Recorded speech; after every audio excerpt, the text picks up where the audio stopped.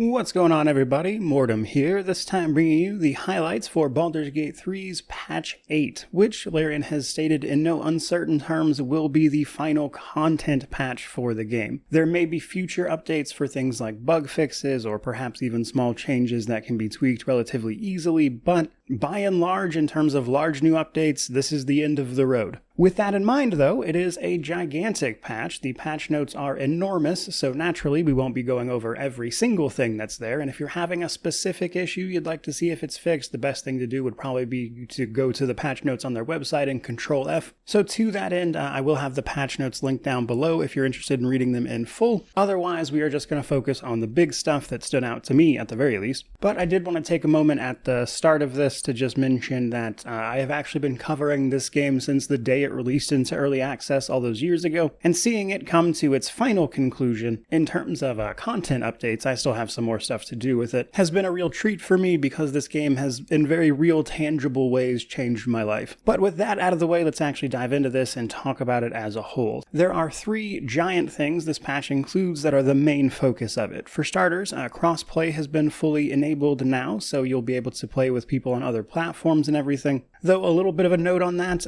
if you are playing with mods, you all need to have the same versions of the same mods installed, otherwise you're going to have some problems. Barring that though, basically just go to the multiplayer stuff, click the crossplay option, and you're good to go. That should pretty much be all you have to do on the user end. Probably a decent place to mention that in addition to this, they've also included some updates to the mod toolkit, allowing you to change and potentially do more with it, though there are obviously still some guidelines and restrictions in place due to the nature of the IP and everything. But the long and short of it for most people is that you should see some more and more interesting mods popping up. For people interested in making mods, you'll probably want to go read those guidelines for yourself. Next up, we've got photo mode, a often fan requested feature, especially for a game like this that's so much about the story and the characters. No real surprise here. I'm sure plenty of people will do fun things with it, but in terms of a description, it's photo mode, pretty self-explanatory. By far and away the biggest thing this patch adds though is the 12 new subclasses. Now these have been announced and disclosed for a while, and I've even seen people make videos about them from the patch 8 stress test before the official release. Now probably on Friday I'm going to put up my video going over all these new subclasses, which will hopefully include any changes that happen between the stress test and the release of this patch. I'm personally absolutely pumped for the Hexblade Warlock, but obviously I'm going to try them all for the sake of that video at the very least, but a full playthrough of Hexblade Warlock is happening for me for sure. In the meantime though,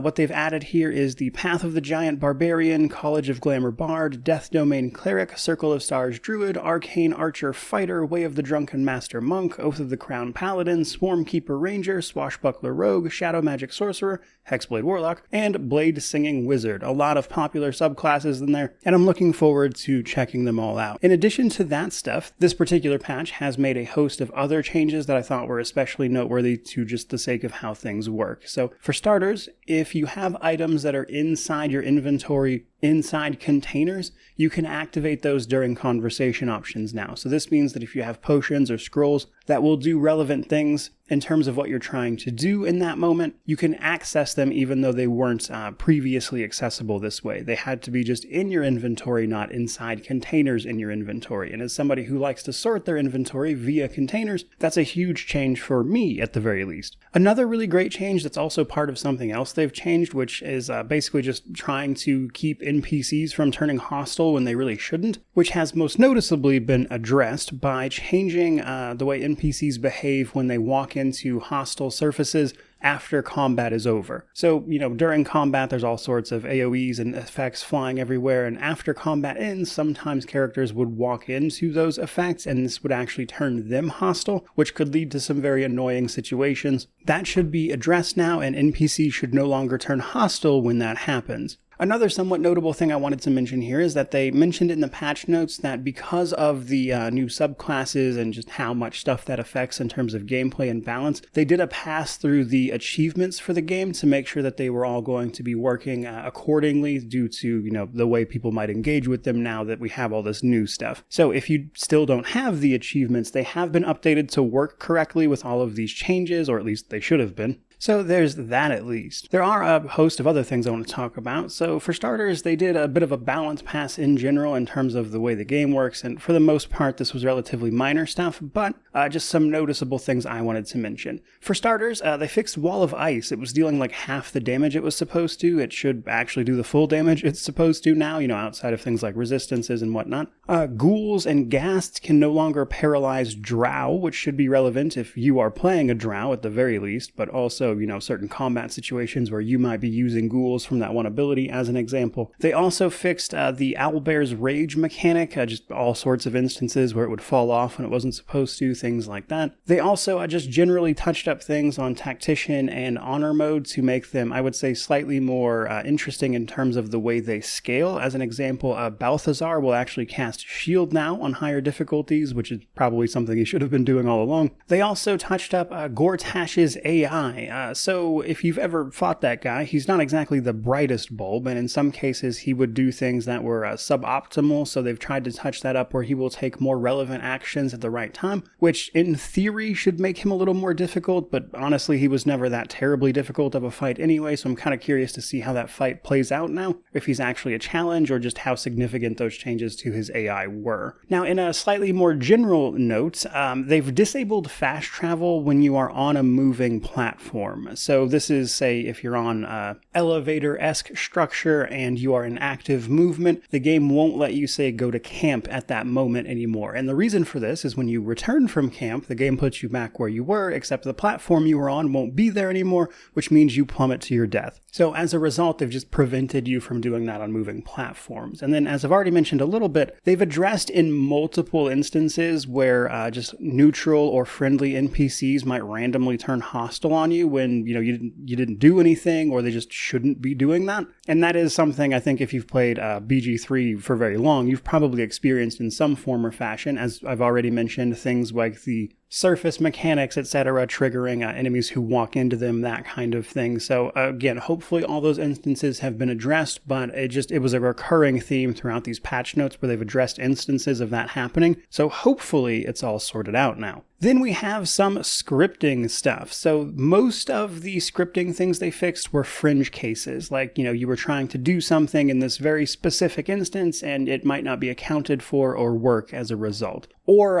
alternatively, they fixed things that weren't supposed to happen because you hadn't triggered the unique instance in which they were supposed to happen. For instance, some characters were saying Dark Urge lines even though you weren't playing the Dark Urge. Another example of something they fixed here was Lae'zel could mention Ketheric long before you met him in a particular circumstance, which obviously wouldn't be great. Another thing they tried to address more generally here was various instances in which you might lose track of quest-related items that are necessary to finish something. Now, in theory, they haven't really changed much here, but for instance, if you send an item for a quest directly to your stash and you had to interact with that item in some way, such as Gortash's glove when you defeat him, it will now just give you the item in the scene the moment you send it to the stash, so you don't lose the item in your stash and forget where you put it. So small changes here, nothing truly crazy or anything, but just trying to make the game a little more easy for people without necessarily soft locking yourself because you forgot where you set something important down at. They've also overhauled some performance stuff, namely they have optimized combat AI, lighting for the game, inventory loading, so if you have a ton of items in your inventory that could cause some problems with load times, they've optimized for that so it should be less impactful now,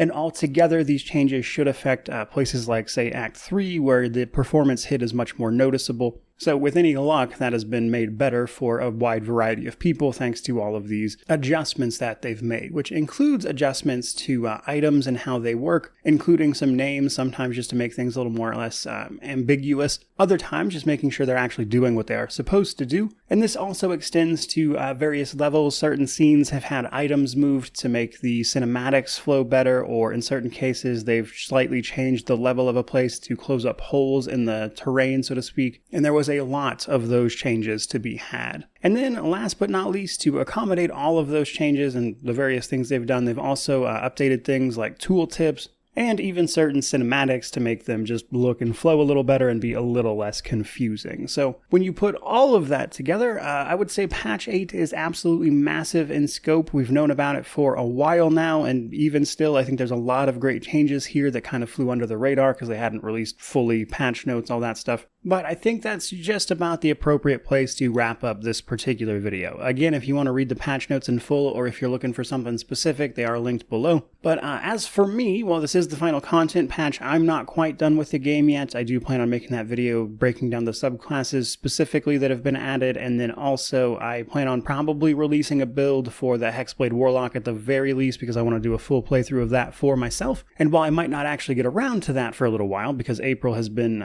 very busy the last week or so with all sorts of things releasing, but I'll probably have the build ready well in advance of that. So at the very least, a little more content to go from me, but otherwise, that's where we're going to leave it for today. So certainly hope you enjoyed the video. If you did, don't forget to like, comment, subscribe, all that YouTube jazz. But regardless of any of that, truly, just thank you so much for watching. I really do appreciate it. May you wander in wisdom and have an amazing day.